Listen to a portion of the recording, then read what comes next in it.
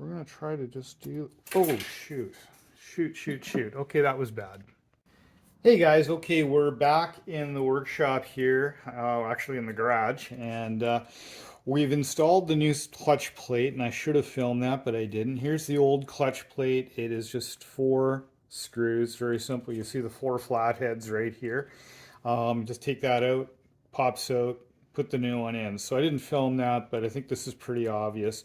And as you can see, the old one, if you can see that, looks really good, right? Looks really good. The one thing to note is that this new clutch plate will give us first gear down and 3 up, sort of normal. This one here is the old style, which was first 1 up to go to first, and then 3 down for your 4 gears with neutral between first and second. This has still got neutral between first and second, but it's the more normal configuration or traditional configuration, 1 down, 3 up. So, I'm of 2 minds about that, but that was the only new clutch plate I could get was with this new configuration. So yeah, if it works, I'll be really happy. But anyways, I've put that in there. And now we're going to put the dogs in there. So let's just get those pieces here. So the dogs, it's going to be easier to show you without them in. The dogs actually go into this here, okay? They go in here. There's a spring that goes in, then the dog goes in. You can see they're slotted on these sides. There's little pins on the dogs, which I'll show you in a minute. And you have to push those dogs in. They're at an angle. Hold them in. Get them into this hole right here. I hope you can see that right in here. Okay.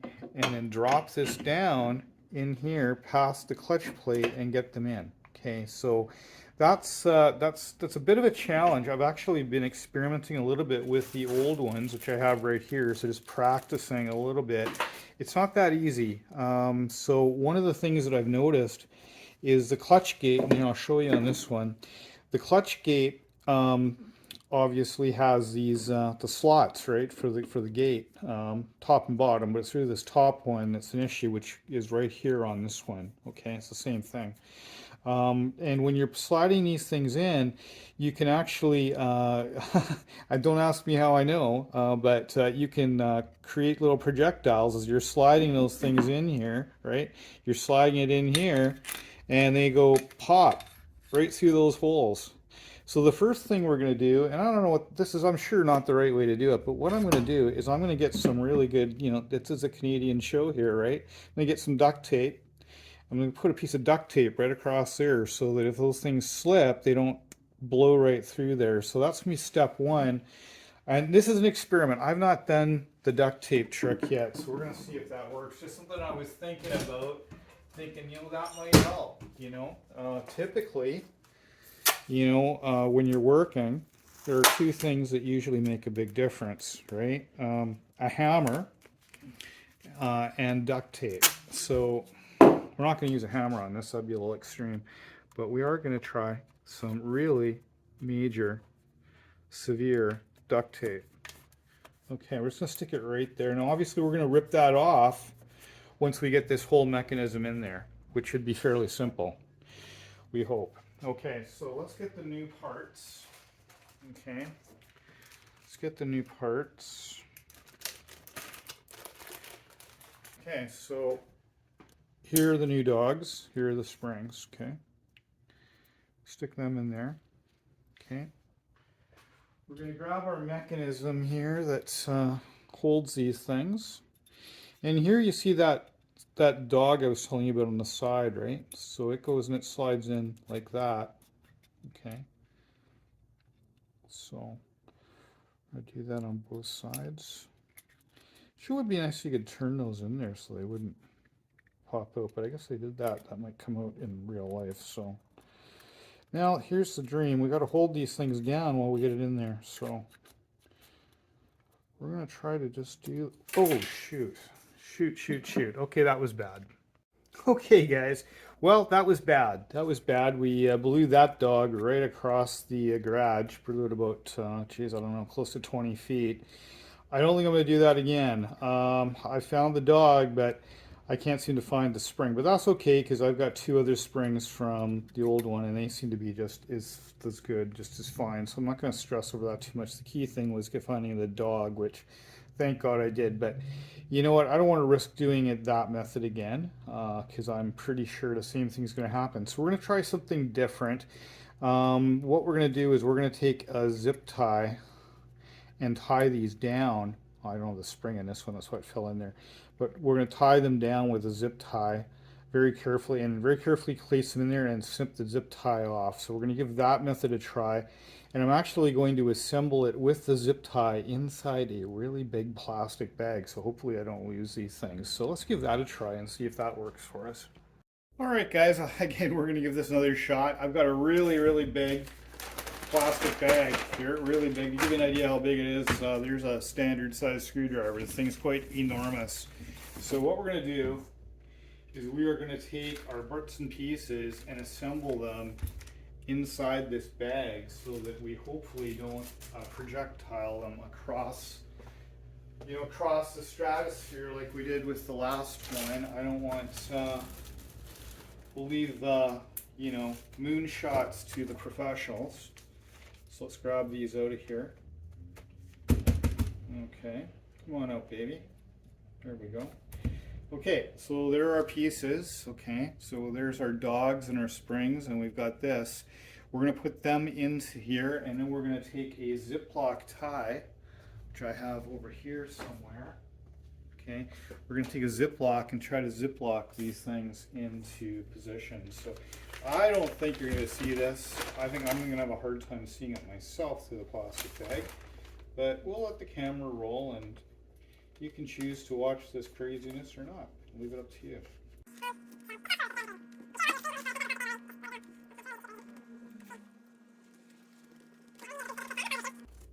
Okay guys, well I think I've got it. I didn't actually film all of that struggle and I think you're probably glad that I didn't because it was difficult, but I'm going to very carefully show you here. But this is what we've done, okay? Do you see that? So we've got the two dogs in there with the springs and I've got this down as much tension as I can. So now what we're going to do is we're going to move over to the engine and we're going to put this into the clutch plate. So that'll be the next step. Carefully putting this back here while I move the camera. So let's go do that. Alrighty guys, we're going to give this a try. So change the camera angle there to hopefully give you the best view of this that we possibly can. So again, we have this all done up very carefully with a Ziploc tie. What we're going to do now, oh, and I see a problem right away. You see this end? That's going to be in my way. So I'm going to carefully cut that off. I'm going to do that inside the plastic bag. So just bear with me guys, it'll be 30 seconds. Just taking a snips to the end of that Ziploc. Okay, we're learning as we go here. So okay, you see what I did? Just snip that off of there. So hopefully we can get this in a bit cleaner. And we don't have to get this in all the way, we just have to get it in past the gate. And then we can use a screwdriver to get it the rest of the way. So we're just going to get in as far as it'll kind of go. Actually, it goes in quite a ways, which is pretty good. That's actually great. So now we can take our tape off. Okay, there's our duct tape.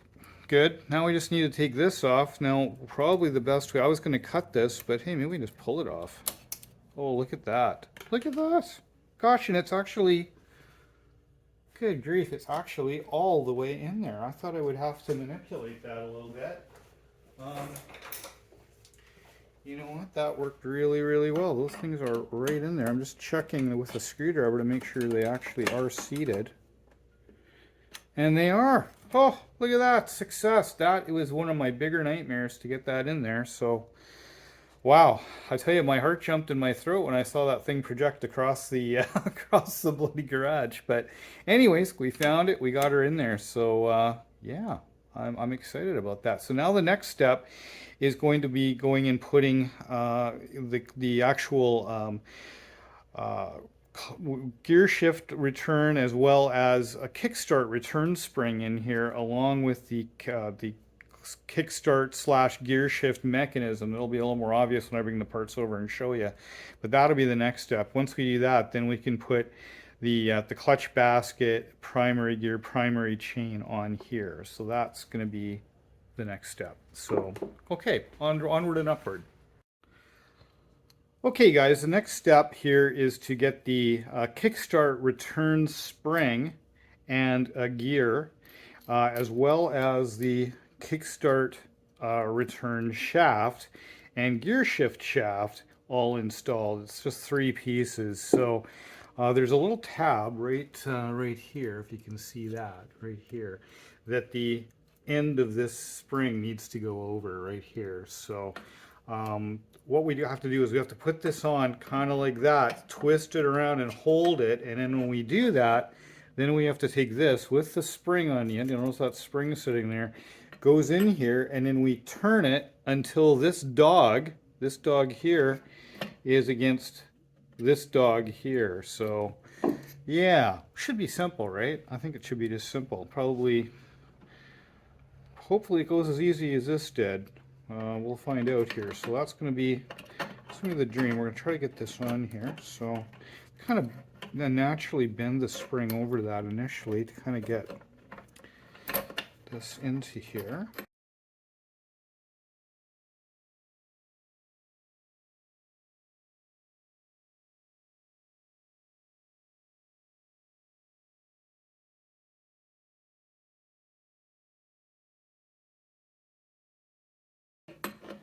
This is looking a little bit more like a projectile going across the room, isn't it? Yeah, I don't think that was going to work. All right. I think this calls for another sip of Bud. So, yeah.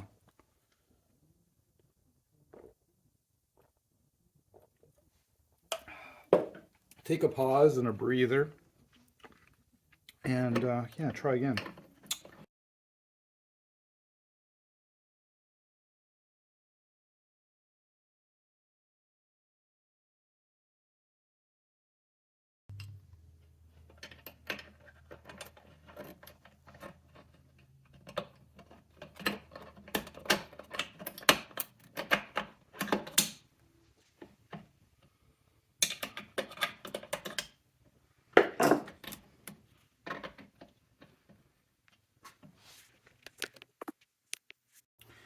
Okay guys, after a fair bit of struggle, we got her in there. I wound up using a small nut driver to get into this area and hold the end of the spring down and then twist this back on. So this is still, it's going to fly off of here unless I secure it at this point. So I'm just holding it very securely with my hand so I can show you. Now what we need to do is, you'll see this again is the this is a shaft. This is what we will put eventually the kickstart on. Gear shift, so obviously the same thing. Gear shifts, kickstart on, lever on at some point.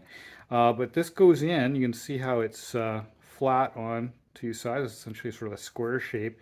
It goes into that square shape in the center, goes down, and then we turn this dog to the right to lock it in place. So that's at least that's the theory. So that's what we're going to try to do here. So kind of get this all locked up and then turn it, and hey, we got her in there. So that's it. So as long as we don't turn it into the kickstart, at the moment it's in the kickstart position now. As long as we don't turn it into the gear shift position, which would be forward, then it would just fall apart. At this point, it has to have the case on it to work properly. So we're just going to very carefully leave that alone. As you can see, that is in there nice and solid now. This is all cracked, and if I look down here, yeah, she's on that. The other side of the spring is on that dog as it should be. So that is perfect. Now what we can do, the next step now, is to assemble our primary gear, primary chain, and clutch plate here. The clutch plate is geared on the underside of it, so it engages this, and that's what actually will kickstart the engine. This, of course, is our speedometer gear here. So yeah, it's all coming along. So we'll get stuff ready for the primary gear and clutch, and then we'll go to the next step.